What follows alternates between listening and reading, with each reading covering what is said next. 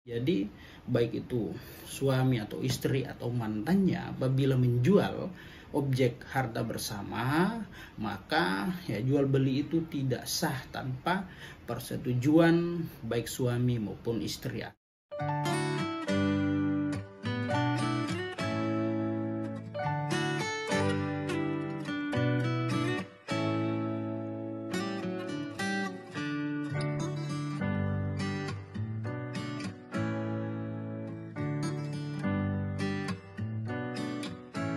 Assalamualaikum warahmatullahi wabarakatuh, teman-teman. Apa kabar semua? Sehat selalu ya, amin.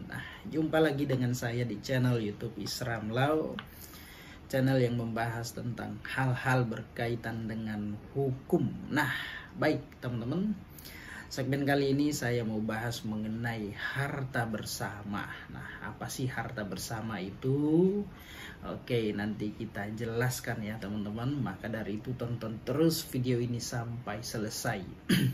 Nah, jadi teman-teman, mengenai harta bersama ini diatur di dalam Undang-Undang Perkawinan nomor 1 tahun 1974 tentang perkawinan. Nah, misalkan ya, harta bersama ini dijual oleh salah satu pihak ya. Misalkan tanah atau rumah ini mau dijual oleh mantan istri ataupun mantan suami. Nah, mereka ini mempunyai aset, mempunyai harta pada saat mereka menikah, lalu kemudian memperoleh harta. Nah, harta itu disebut dengan harta bersama. Lalu kemudian ya di pertengahan jalan mereka berpisah karena perceraian. Lalu timbullah harta. Nah, banyak hal-hal yang timbul setelah perceraian ya. Entah itu mengenai masalah hak asuh anak, terus kemudian mengenai harta gono gini ataupun harta bersama. Itu akan persoalan itu akan timbul ya. Nah, jadi mengenai harta bersama teman-teman ya, ini diatur di dalam Undang-Undang Perkawinan ya. Di dalam pasal 35 ayat 1 bunyinya kurang lebih seperti ini ya. Harta benda yang diperoleh selama perkawinan ya menjadi harta bersama, walaupun misalkan suaminya yang bekerja, istri di rumah sebagai pengurus rumah tangga.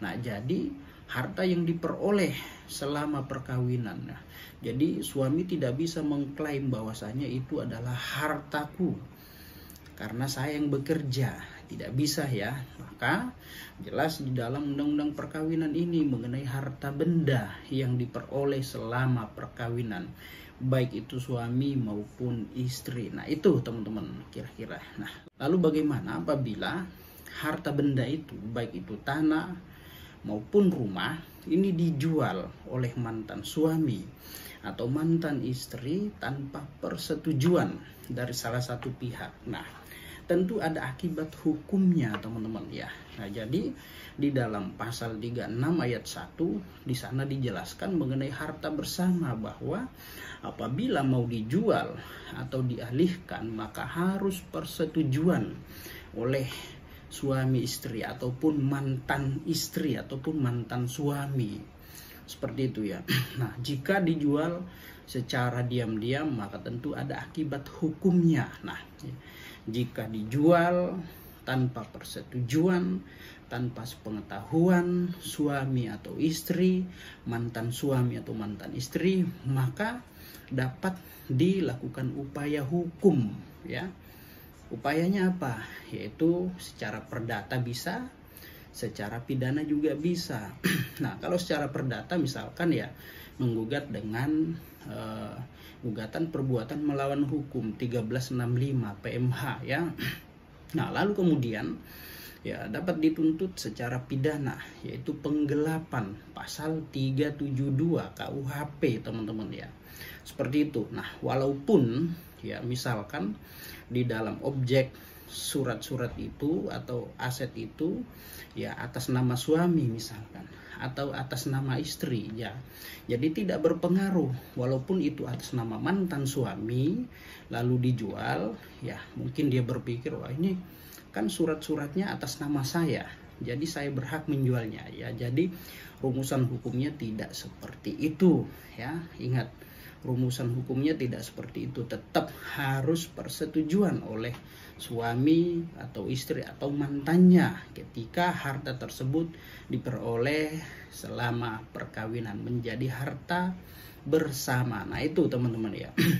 Nah maka dapat ditempuh secara gugatan perdata ataupun ya tuntutan pidana ya. Nah kalau sudah dijual misalkan statusnya AJB atau sertifikat, maka ya akibat hukumnya adalah jual beli itu tidak sah ya, batal demi hukum teman-teman. Nah kira-kira seperti itu ya. Jadi segala aspek hukum yang timbul ya tidak mempunyai kekuatan hukum mengikat terhadap jual beli objek harta bersama tersebut. Nah itu ya teman-teman ya. Jadi baik itu suami atau istri atau mantannya apabila menjual objek harta bersama, maka ya jual beli itu tidak sah tanpa persetujuan baik suami maupun istri atau mantannya. Nah kira-kira seperti itu teman-teman ya. Jadi semoga apa yang saya jelaskan ini jelas bermanfaat untuk kita semua, menambah wawasan, kasana, keilmuan pada bidang hukum. Nah, oke teman-teman, demikian. Semoga bermanfaat. Salam keadilan.